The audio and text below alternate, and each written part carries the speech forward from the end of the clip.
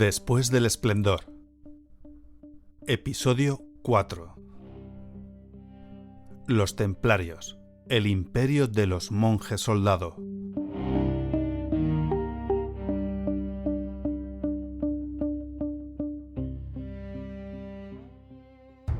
...18 de marzo de 1314. El frío de la gris mañana de invierno contiene el aliento de una multitud expectante. Estamos en la pequeña isla de los judíos, en medio del río Sena. Al frente, Notre Dame de París. El verdugo enarbola con estudiada calma la antorcha. Las llamas pronto se alzan en la pira a la que está atado Jacques de Molay, el último gran maestre del Temple.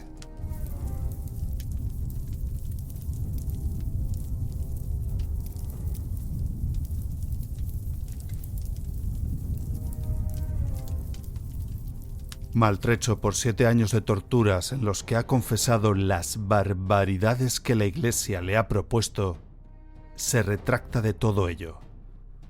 Declara la Orden del Temple inocente y profetiza que quienes le han condenado a muerte, el rey Felipe IV y el Papa Clemente V, se encontrarán con su Dios antes de acabar el año. La Orden de los Caballeros Templarios muere, y los que acabaron con ella, también. En este episodio voy a contarte por qué los Templarios fueron tan importantes en la Edad Media, cómo llegaron a acaparar más poder que muchos reinos, su trágico final y el legado que nos han dejado. Soy Marcos Arroyo, y escuchas Después del esplendor.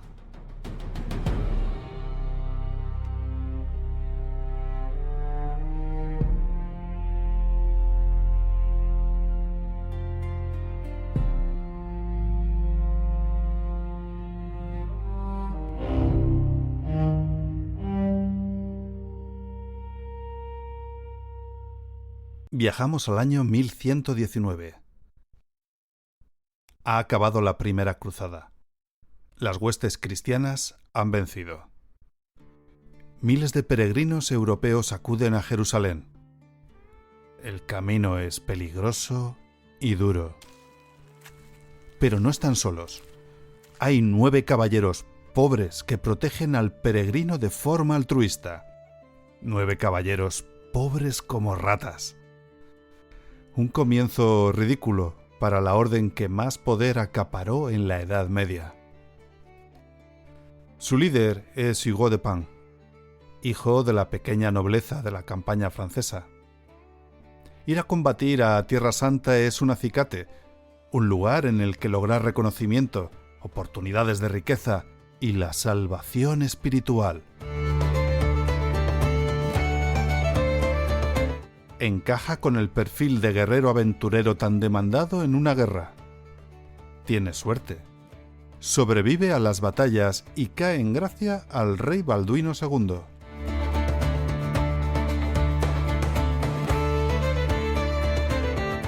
El reino de Jerusalén es una tierra de oportunidades y de traiciones.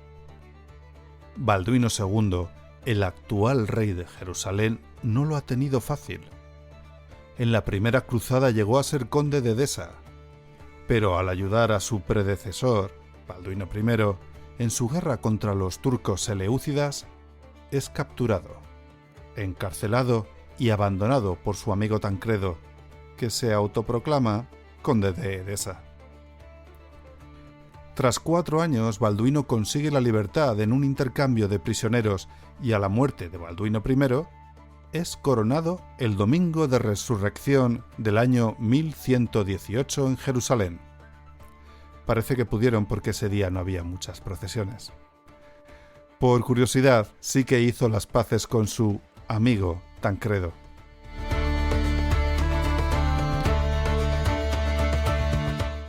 Quizás el pasado convulso de Balduino le llevara a ver con buenos ojos al líder de los 9 caballeros pobres. Así, cuando Hugo de Pin pide ayuda al rey Balduino, este cede para sus caballeros una parte del Palacio Real, situado en la mezquita de Al-Aqsa, en la explanada de lo que fue el Templo de Salomón. Este favor del rey Balduino II desencadena dos consecuencias: el reconocimiento real de los caballeros y el nombre de la organización: Pobres Caballeros de Armas de Cristo y del Templo de Salomón.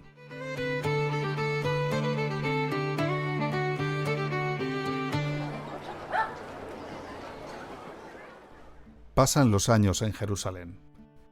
Los caballeros del Temple toman votos religiosos: pobreza, castidad y obediencia. Y a pesar de ello, algún caballero más se une. Alguna donación también llega. Tienen cierto prestigio. Sin embargo, los Caballeros Hospitalarios, organización fundada décadas antes de la Primera Cruzada, tiene mucho más tirón, más antigüedad y más poder.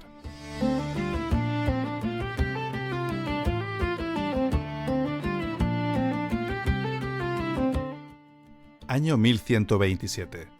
Hugo de Pin decide buscar apoyo en su Francia natal. Le acompañan Godofredo Saint-Omer, Payan de Montdidier y dos hermanos más, Raúl y Juan. El objetivo: reclutar nuevos miembros para la orden, tomar posesión de las numerosas donaciones que habían sido otorgadas a esta y organizar las primeras encomiendas de la orden en Occidente, casi todas en la campaña francesa. Hugo visita intencionadamente al Papa Honorio II. Busca obtener un reconocimiento oficial de la orden. El Papa se aviene a razones.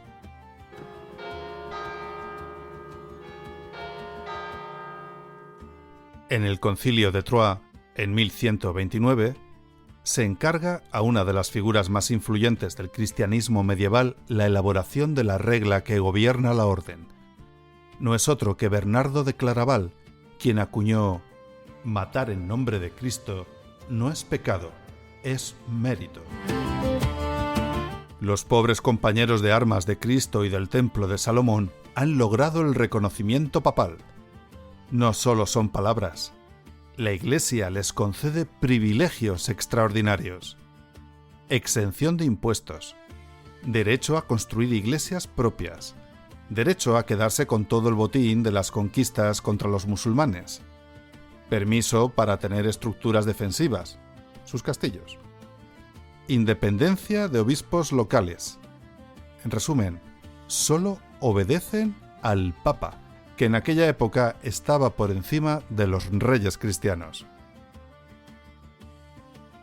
La regla de la orden templaria creada por Bernardo de Claraval pronto se convirtió en una idea de la nobleza cristiana, y con un añadido importante: matar en nombre de Dios no es un crimen, es un orgullo. La orden, a partir de este momento, posee legitimidad teológica y encarna en una idea sublime para la época: los monjes guerreros, con una espada al servicio de su Dios. A partir de ahora, creo que la única palabra que tiene sentido del nombre de la orden es armas. Y en cuanto a los votos... El éxito de los caballeros templarios no está solo fundamentado en su fuerza militar. De hecho, sus brutales cargas contra tropas musulmanas no son la clave de su progreso.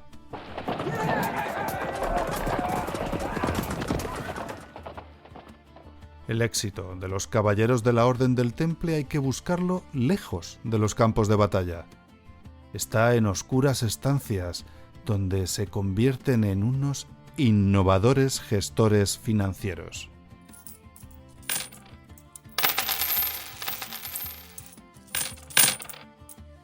La ruta hasta Tierra Santa era larga y plagada de peligros: ladrones, piratas, señores feudales avariciosos. Llevar oro era un riesgo. Los caballeros templarios actúan como garantes. Así, los peregrinos depositan el dinero en Francia, por ejemplo, y reciben un documento encriptado que podrán entregar a los caballeros templarios en cualquier lugar del camino que los encuentren, pudiendo recuperar su dinero. Las personas adineradas de toda la Europa cristiana pueden peregrinar hasta Tierra Santa sin temor a ser robados, con la seguridad de que los caballeros templarios velan por sus vidas y por sus bienes. Ante el éxito de su estrategia financiera, rápidamente se amplía. Empiezan a gestionar tierras, negocios, cualquier cosa esperando la vuelta de sus dueños desde Jerusalén. También reciben tierras propias en toda la cristiandad, en Francia, en Portugal, en Aragón. Con el tiempo, los pobres compañeros de armas de Cristo y del templo de Salomón se convirtieron en los banqueros de los reyes, custodios de tesoros, administradores de donaciones. El prestigio de los templarios alcanza cotas insospechadas. Mientras los reyes necesitaban prestar juramento, los templarios responden solo ante el Papa. Eran una nación dentro de la cristiandad.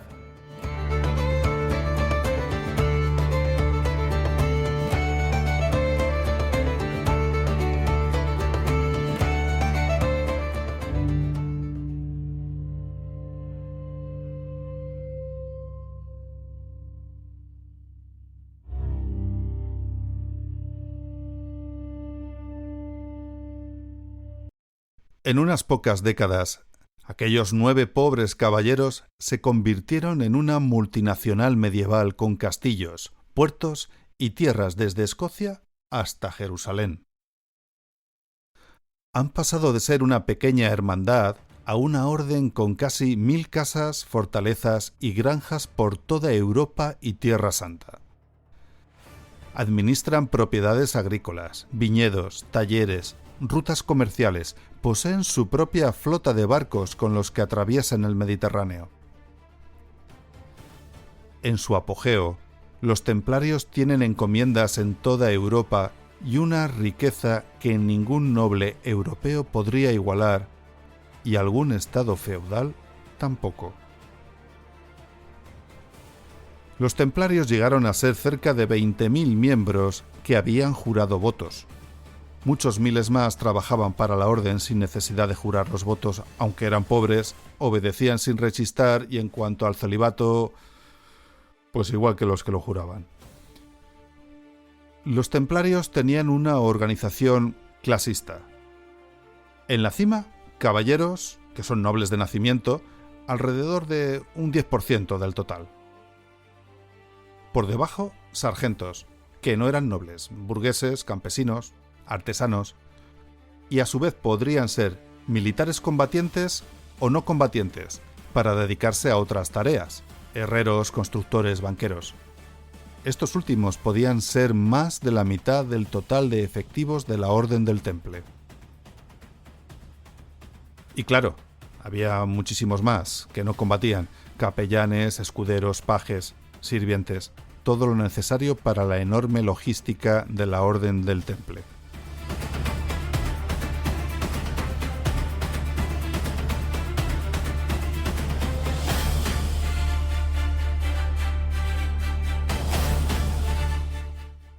En el siglo XII, los caballeros templarios ya tienen el poder económico que les respalda para estar presentes en todas las confrontaciones militares de prestigio.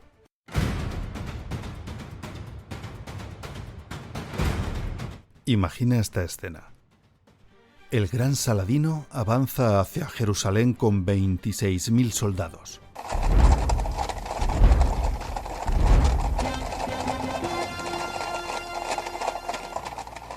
El reino entra en pánico. El rey Balduino IV, el leproso, solo logra reunir a unos pocos cientos de caballeros.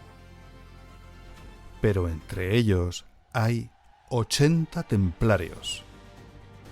Cada uno se suicida como quiere. A no ser que haya templarios de por medio. Los 80 héroes templarios lideran la carga contra un ejército que emerge como una pared infranqueable.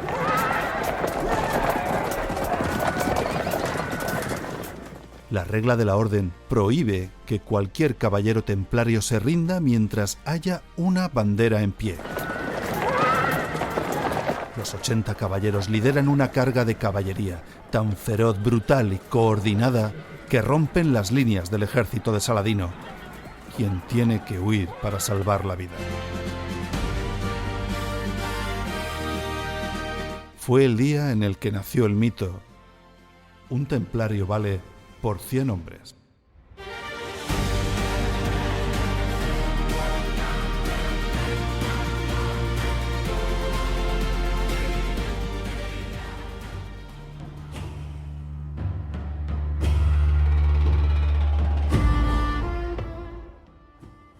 No siempre vencieron.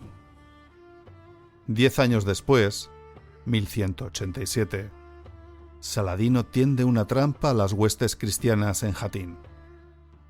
Los caballeros liderados por Gerard de Ridefort, no fue el más querido de sus maestres, subestiman las fuerzas musulmanas. Son rodeados en una colina y luchan hasta el final. Saladino, sabedor de que los que han sido capturados son monjes hospitalarios y templarios que jamás aceptarán como condición la conversión al Islam, ordena su ejecución. No queda ninguno. Poco después caería Jerusalén.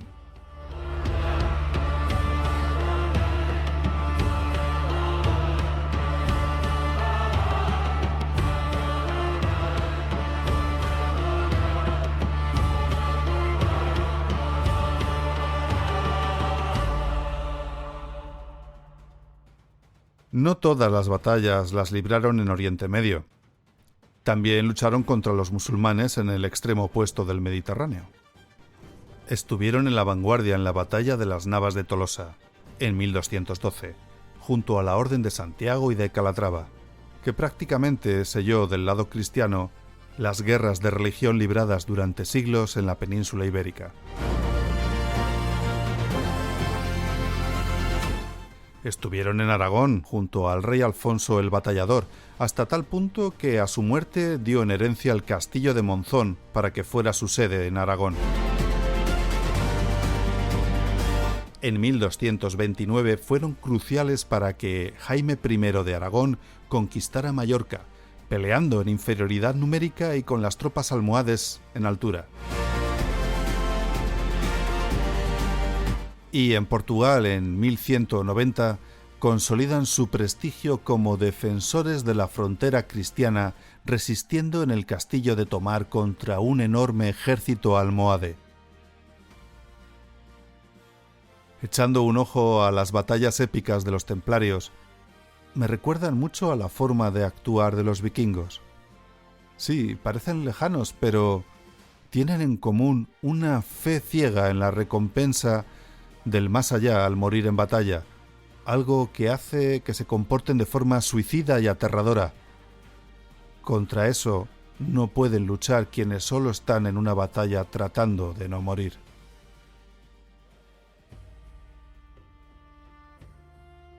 Los castillos están impregnados de la imagen de los monjes guerreros de la Edad Media.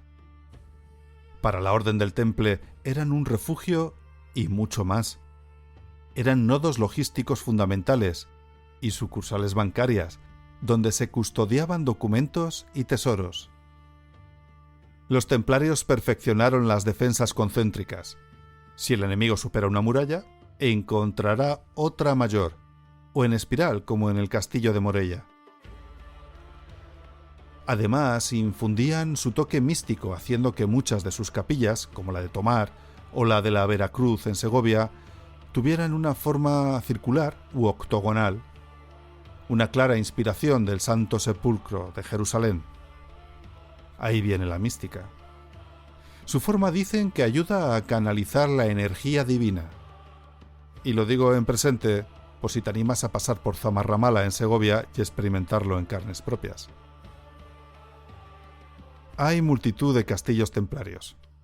En Siria, Krak de los Caballeros, el castillo medieval perfecto. Podía albergar a 2000 hombres y resistir un asedio durante años. entre Turquía y Siria, el castillo de la Roche-Guillaume, que controlaba las rutas comerciales de la zona. El castillo de Ponferrada en León, un ejemplo de la protección que daban a los peregrinos, en este caso, en el Camino de Santiago.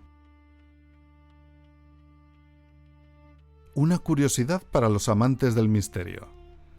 En todos estos castillos podrás encontrar marcas de cantero. No son meras firmas de los constructores. Son códigos de geometría que decían proteger a las construcciones del mal. Los constructores eran albañiles. Albañil en francés se dice maçon.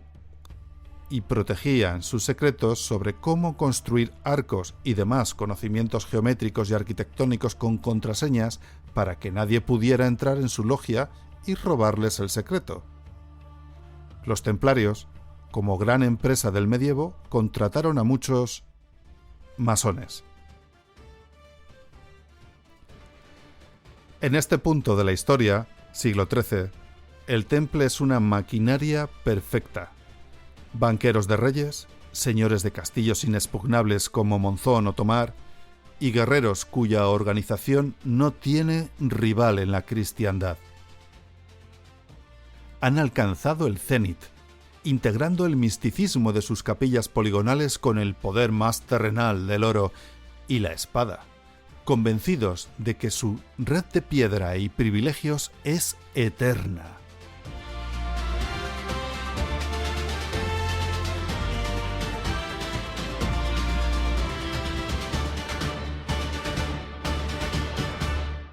Sin embargo, en el tablero de la historia, el esplendor absoluto suele ser el preludio de la envidia.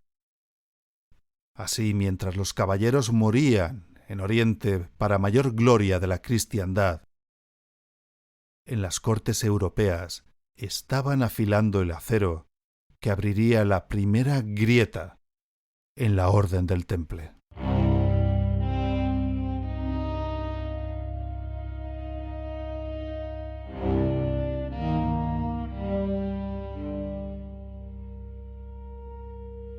Te voy a relatar los acontecimientos que llevaron a la caída inmediata de los pobres caballeros de armas de Cristo y del Templo de Salomón.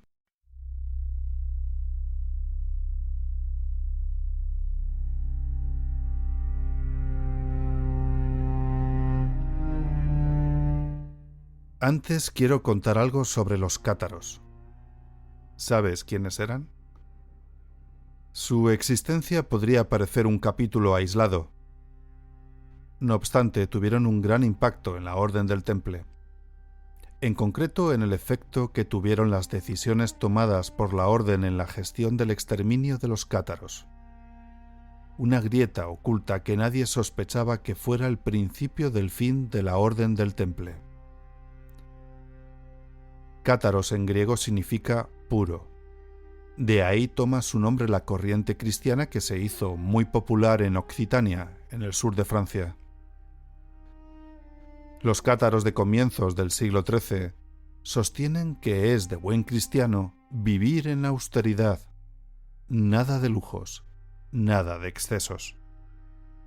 Predican que el mundo material está corrompido, que la Iglesia se ha alejado del mensaje de Jesús de Nazaret, y que el buen cristiano, como se llaman a sí mismos, debe vivir como un monje, aunque sea laico. Muchos campesinos, artesanos, incluso nobles, los admiran por su coherencia y se unen a ellos. Predicar es admisible. Meterse con los curas locales es soportable. Cuestionar a la Iglesia de Roma es imperdonable. Tan solo por decir que la Iglesia es rica, corrupta, pegada al poder, que sus sacramentos no valen, que ni la misa, ni la confesión, ni el matrimonio tienen cabida en la vida de un buen cristiano, se les consideró herejes. Y ya sabemos que la Iglesia de Roma ataca con mayor ahínco a los enemigos internos que a los externos. No podían permitir que las ideas de los cátaros se expandieran más. Ya tenían el apoyo de nobles del sur de Francia y burgueses de ciudades ricas como Toulouse, Albi o Carcassonne. No eran 4 locos en una cabaña. Eran una red. Una alternativa peligrosa en un territorio clave.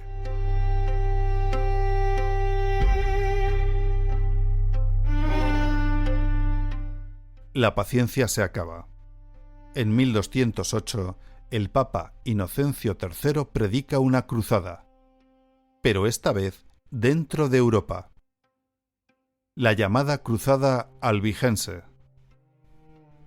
Caballeros del norte de Francia acuden al sur. La cruzada es brutal. Ciudades asediadas, pueblos arrasados. La masacre de Besiers queda como símbolo. Se mata a casi todo el mundo, herejes o no. Luego llega la Inquisición con su habitual olor de incienso, sangre fresca y barbacoa. Investigaciones, torturas, hogueras. El catarismo se va apagando, refugiándose en aldeas perdidas, yendo a las montañas. ¿Qué pintan en esta carnicería los caballeros de la Orden del Temple? El sur de Francia era también tierra templaria. Había castillos, encomiendas, lazos de sangre. Muchos cátaros tenían familiares templarios y muchos templarios parientes simpatizantes del catarismo.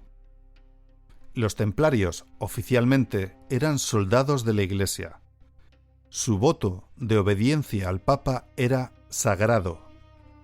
La lógica habría sido un apoyo fuerte a la cruzada contra los cátaros. Pero su postura fue tibia. Ni fanáticos cazadores de herejes, ni grandes defensores de los cátaros, al menos de forma pública. No siguieron las órdenes del Papa, ni las del rey. No se opusieron abiertamente para proteger sus intereses, pero se interpretó como una desobediencia silenciosa que queda en la memoria de la Iglesia y de la monarquía.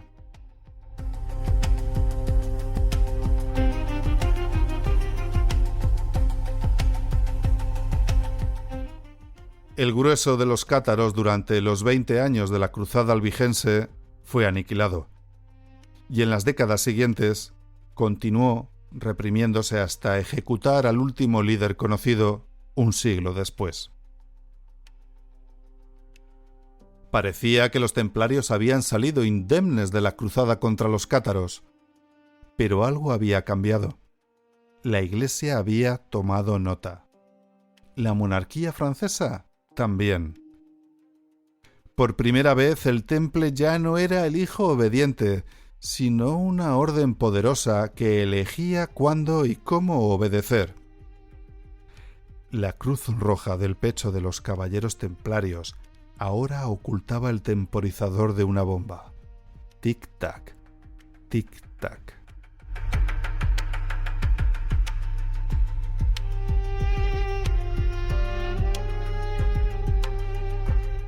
Tras el episodio de los cátaros, llegaron malos tiempos para los pobres compañeros de armas de Cristo y del Templo de Salomón. En 1291, cae definitivamente Acre,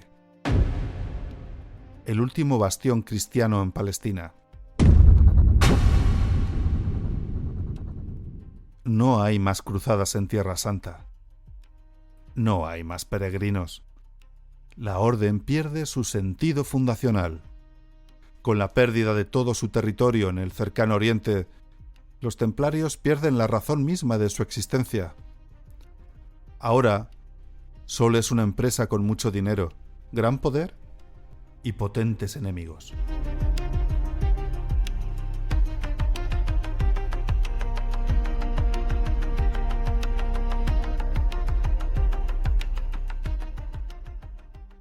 Otras órdenes de caballeros pasaron por el mismo problema, pero se reorganizaron para subsistir.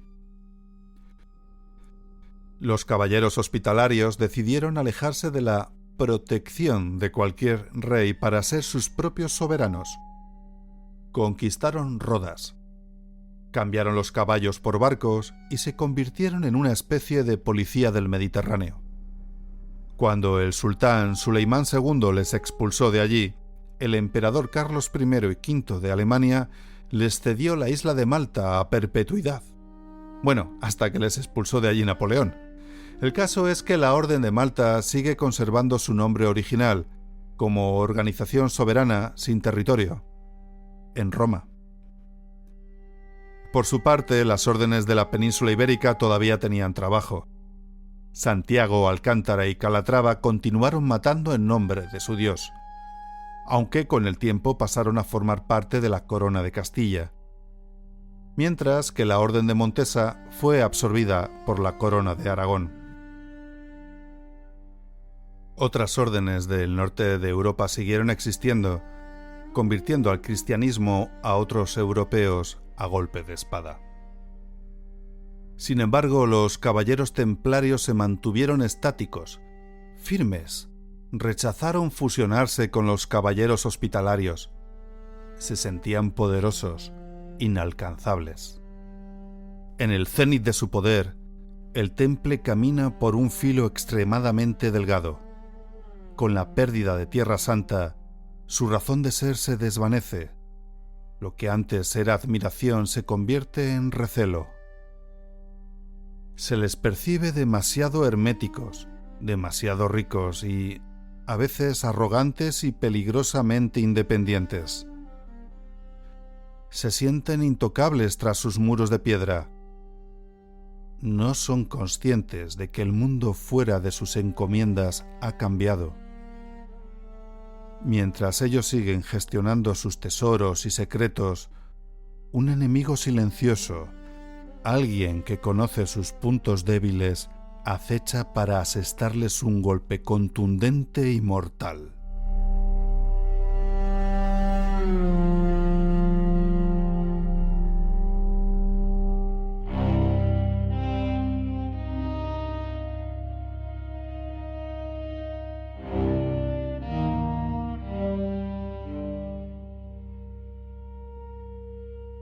Te voy a presentar al verdugo de la Orden del Temple.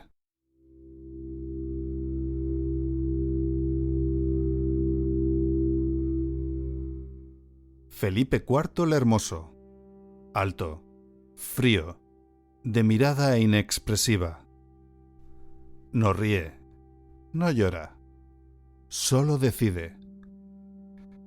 Reinó en Francia desde 1285 hasta 1314. También fue rey de Navarra a la muerte de su esposa. Este miembro de la dinastía de los Capetos actúa de manera más cercana a un mafioso que un monarca, por la gracia de Dios. De hecho, no creo que a su Dios le hiciera mucha gracia que tratara de cobrar impuestos a la Iglesia. La situación económica de Francia es deplorable. Bancarrota. Endeudado hasta la punta de la corona con la Orden del Temple, trata de conseguir más dinero para la guerra contra Inglaterra y decide cobrarle impuestos a la Santa Madre Iglesia. Su ambición choca con el Papa Bonifacio VIII. Este se niega a que graben al clero francés con impuestos. Se opone firmemente. Dios le respalda, pero el rey de Francia no negocia. Y en 1303 envía a sus sicarios a Roma para secuestrar al Papa en su propio palacio y demostrar que a él no le para ni Dios. El Papa Bonifacio VIII es humillado. Es liberado también, a los pocos días, pero, debilitado, en unas semanas emprende el largo viaje al más allá.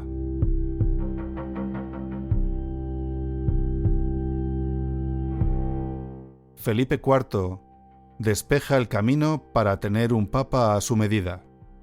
Clemente V, también francés. Una marioneta en manos del capo Filippo. Tanto es así que incluso en 1309 llegó a trasladarse la sede papal a territorio francés, Aviñón. Ahora el tablero está bien dispuesto para que lance el ataque que ha estado preparando durante años contra la Orden del Temple. La información que obtiene de los espías infiltrados en la Orden le hace ver que no puede juzgar a los caballeros templarios por causas civiles sujetas a la justicia de los hombres, pero ahora tiene en sus manos al juez supremo, el Dios cristiano personificado en el Papa. Felipe IV inicia su plan.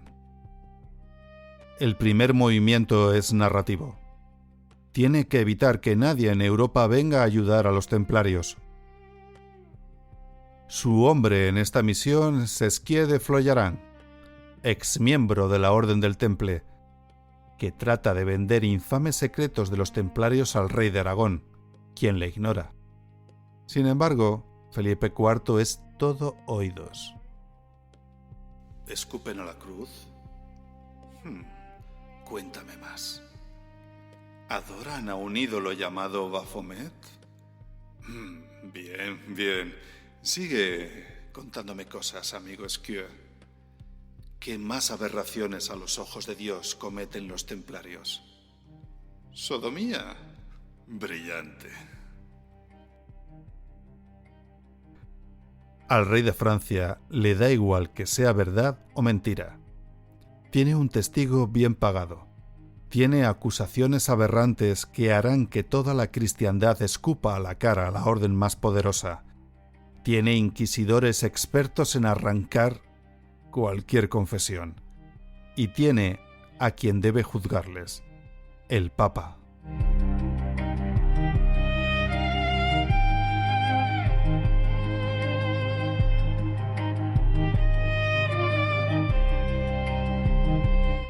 Junto a su hombre de confianza, Guillaume de Nogaret, artífice del rapto de Bonifacio VIII, redactan las órdenes de detención.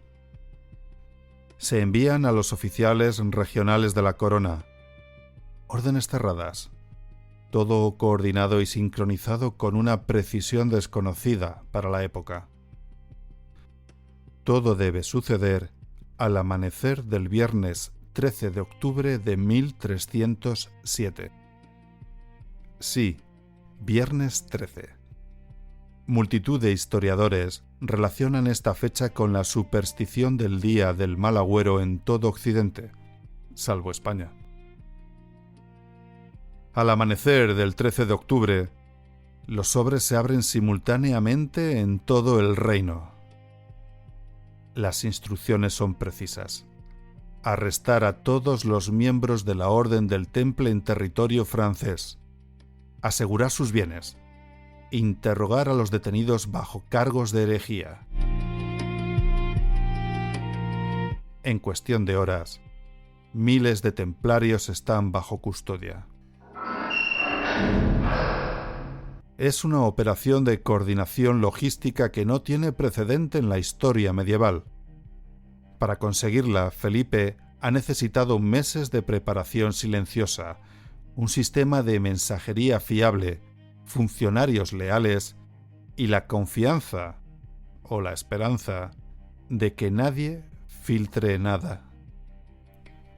Y nadie lo hace.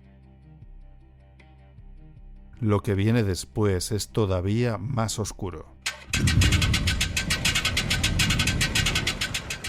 La Inquisición interroga. La tortura es sistemática.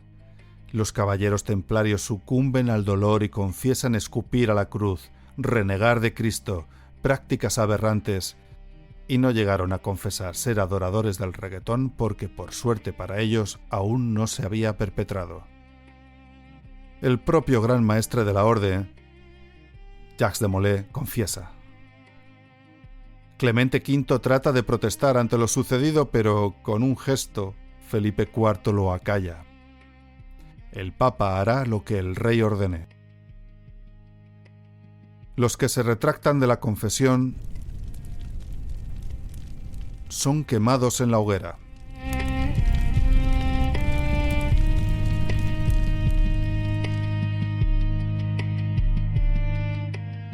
Año 1312. Concilio de Viena. la orden es suprimida tras 200 años de esplendor demoledor. Ojo, no fue condenada, solo disuelta administrativamente.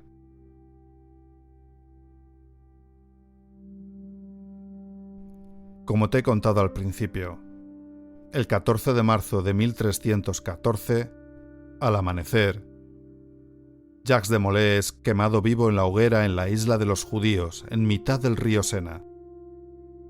Mientras ardía, maldijo al rey Felipe y al papa Clemente, los citó a comparecer ante el tribunal de Dios antes de acabar el año. Clemente murió en abril. Felipe IV en noviembre, en un accidente de caza.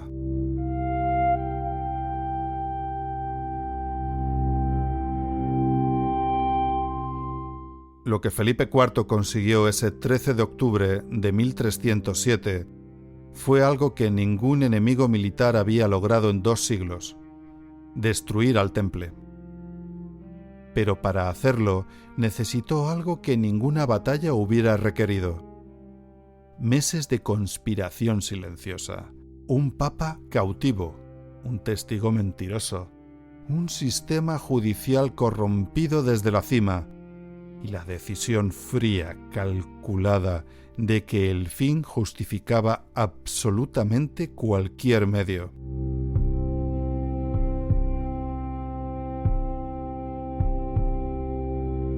No es la historia de un rey malo. Es la historia de un rey que entendió antes que nadie que el poder real no se conquista con espadas, se conquista con sobres sellados que nadie abre hasta el momento exacto.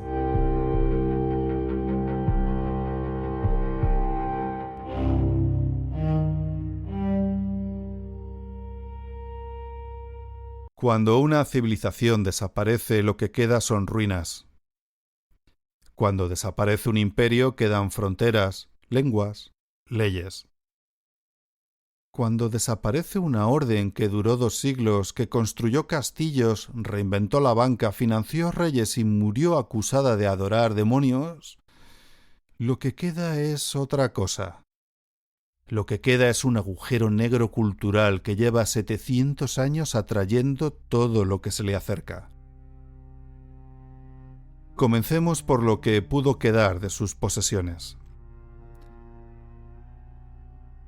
Cuando la Orden del Temple fue disuelta, sus bienes fueron transferidos oficialmente a la Orden de los Caballeros Hospitalarios. Felipe IV consiguió librarse de las deudas con los templarios. La Orden del Temple tiene posesiones en toda Europa y no todos los reyes compartieron la opinión de Felipe IV de Francia. De hecho, en la mayoría de los lugares persiguieron un poco a los templarios, pero fundamentalmente lo que hacen es quedarse con todas sus posesiones y riquezas.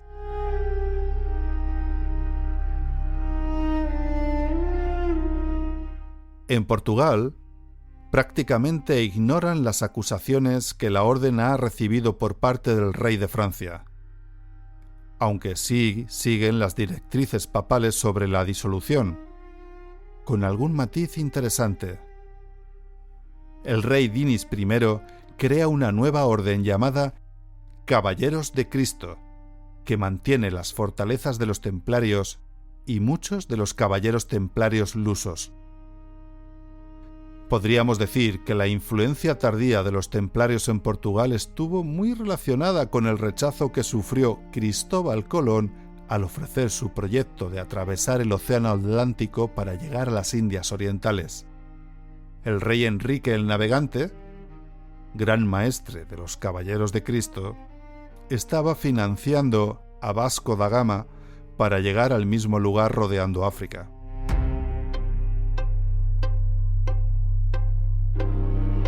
Continuemos por lo que podemos tocar después del esplendor. Los castillos. Hay castillos templarios por toda Europa que siguen en pie, visitándose y contando su historia. Algunos muy conocidos: Ponferrada en León, Almurol en Portugal, en mitad del río Tajo, o el de Tomar, también en Portugal, que fue prácticamente la capital del Temple en la península ibérica. el castillo de Peñíscola, que podríamos considerar la obra póstuma de los templarios en el reino de Aragón. El castillo de Monzón era inexpugnable, el de Morella muy práctico, pero necesitaban una obra que mirase al Mediterráneo, asombrándolo y exhibiendo su poder. Su construcción finaliza en 1307, el mismo año que Felipe IV detiene a los caballeros templarios. Años después será la morada del Papa Luna, Benedicto XIII. Hay algo poético en que lo habitara un personaje que hizo todo lo posible por no desaparecer y quedarse en sus 13.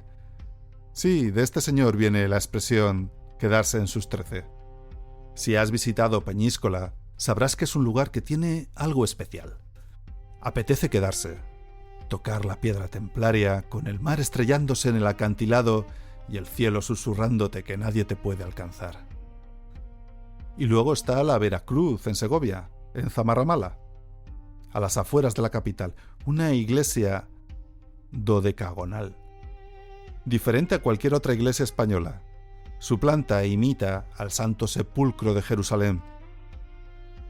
En su interior hay un edículo, una pequeña capilla de 2 niveles dentro de la propia iglesia.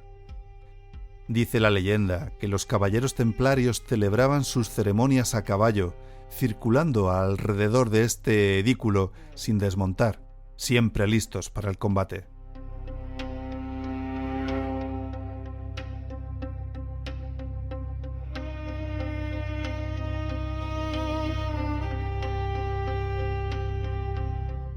Lo que más ha quedado tras el esplendor de los caballeros templarios son los mitos en los que siempre se han envuelto los legendarios monjes caballeros. Cualquier lugar relacionado con los pobres compañeros de armas de Cristo y del Templo de Salomón han quedado impregnados de leyendas, mitos y secretos que trascienden a la realidad histórica. Buena parte del misterio se debe a que todos los documentos relacionados con la orden fueron a los archivos vaticanos durante siglos.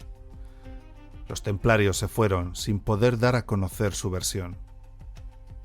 En el siglo XXI han empezado a verse documentos del Archivo Vaticano relacionados con la Orden del Temple.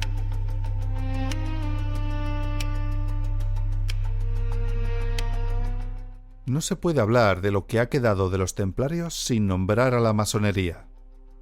Para entender qué tiene que ver con los templarios y qué no tiene que ver, hay que empezar por una palabra francesa. Maçon, albañil, constructor. Hace 1000 años, construir una catedral era el equivalente a lanzar un cohete al espacio. Era el límite absoluto del conocimiento técnico. ¿Cómo distribuir el peso de una bóveda de piedra sin que aplaste a todos los que están debajo? ¿Cómo elevar una aguja a 100 metros sin que se derrumbe? ¿Cómo hacer que la luz entre exactamente donde necesitas que entre para que el efecto sea sagrado? Ese conocimiento no estaba en ningún libro. Estaba en las manos, en la memoria, en la tradición oral de los gremios de constructores, y lo protegían con una ferocidad completamente lógica. Era su modo de vida, su monopolio, su poder. Los gremios de masón tenían contraseñas, tenían señales de reconocimiento, tenían rituales de iniciación para distinguir a los maestros de los advenedizos que querían robar sus secretos arquitectónicos sin haber pagado el precio de aprenderlos. No era misterio por el gusto del misterio, era protección profesional, una forma de proteger la propiedad intelectual. Y los templarios, que necesitaban construir castillos, iglesias y encomiendas por toda Europa y Tierra Santa sin parar durante 2 siglos, fueron uno de sus mejores clientes, uno de los más exigentes y uno de los más generosos. Contrataron a los mejores masons de su época, los financiaron, los movieron de un extremo a otro del mundo conocido.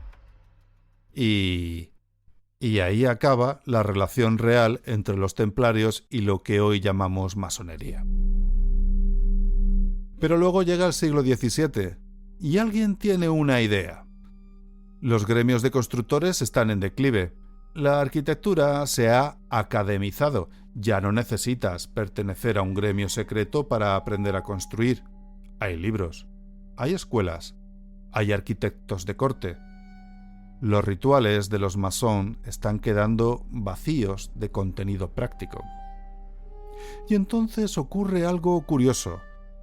Esos rituales, en lugar de desaparecer, se transforman.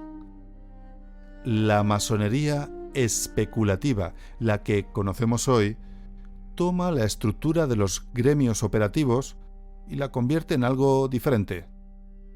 Ya no construyes catedrales de piedra, construyes metafóricamente tu carácter, tu virtud, tu lugar en la sociedad. La escuadra y el compás dejan de ser herramientas y se convierten en símbolos morales.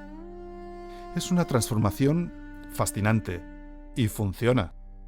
Las logias masónicas florecen en el siglo XVIII por toda Europa. Científicos, filósofos, políticos, aristócratas. Mozart era masón. Washington era masón. La Ilustración y la masonería se alimentan mutuamente.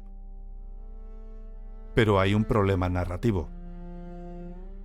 Una organización nueva necesita antigüedad para tener peso. Necesita una genealogía. Necesita poder decir: nosotros venimos de algo muy antiguo y muy grande y muy secreto. Y en ese momento los templarios llevan 4 siglos muertos, envueltos en misterio, con archivos sellados en el Vaticano, con leyendas de tesoros ocultos y secretos inconfesables. Son perfectos. La historia que se construye, y hay que subrayar que se construye, no se descubre, dice que los templarios supervivientes huyeron a Escocia tras la represión de Felipe IV, que allí se integraron en los gremios de constructores que transmitieron sus rituales, su conocimiento secreto, su llama iniciática. Hay incluso una leyenda específica, que el gran maestre de los templarios escoceses habría luchado en la batalla de Bannockburn en 1314, el mismo año en que Molé ardía en París, ayudando a Robert Bruce a derrotar a los ingleses. No hay evidencia de nada de esto. Los historiadores lo han buscado y no está. Pero la leyenda es tan buena que no necesita evidencia. Los masones adoptaron la figura del templario. Sus grados superiores llevan nombres templarios. Sus rituales recrean escenas de la caída de la orden. Y Jacques de Molay, el gran maestre quemado en 1314, tiene hoy una organización juvenil masónica internacional que lleva su nombre.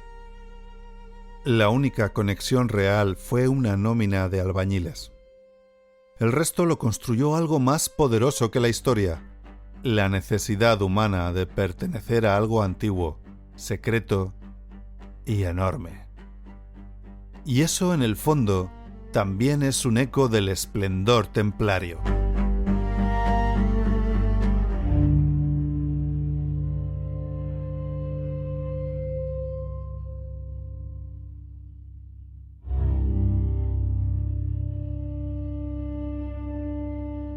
Recapitulemos.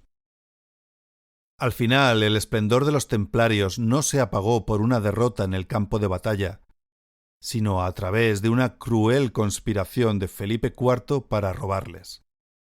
Es curioso cómo aquella orden poderosa estuvo nadando entre las aguas de la grandeza y la brutal violencia desde el día en que aquellos 9 caballeros pobres comenzaron a ayudar a los peregrinos hasta el día en que se ejecutó en la hoguera al último gran maestre del temple. Aquella maquinaria perfecta que inventó la banca moderna, que levantó fortalezas inexpugnables y que llegó a ser un estado que atravesaba todos los países de la cristiandad, sucumbió ante una fuerza más terrenal: la envidia y la deuda de un rey que no podía pagarles. La orden fue disuelta administrativamente en 1312, pero como hemos visto, su energía no desapareció, simplemente mutó. En España y Portugal sus bienes y sus hombres se reciclaron en nuevas órdenes como Montesa o los Caballeros de Cristo, mientras que su mística acabó alimentando los rituales de la masonería siglos después. Jacques de Molay murió en la hoguera, pero su maldición parece haber resonado a través de los siglos, convirtiendo a los templarios en un agujero negro cultural que todavía hoy nos fascina.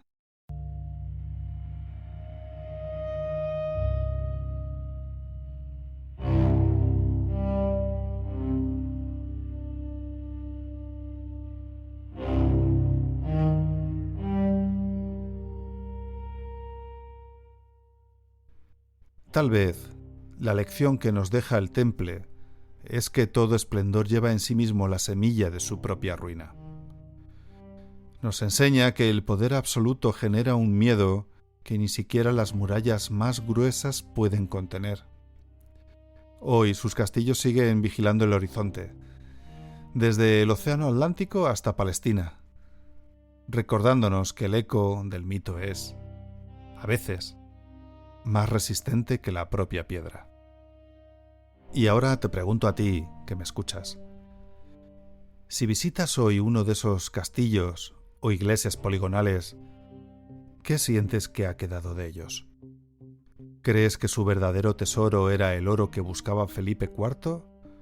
¿O ese conocimiento secreto y místico que todavía hoy, 700 años después, nos hace mirar sus marcas de cantero con asombro o leer novelas de Dan Brown con fascinación? Cuéntame tu experiencia o qué lugar templario te ha marcado más, escribiendo a despuesdelesplendor@gmail.com o dejando tu comentario en la plataforma desde la que me escuchas. Soy Marcos Arroyo y esto ha sido Después del Esplendor. Gracias por estar ahí.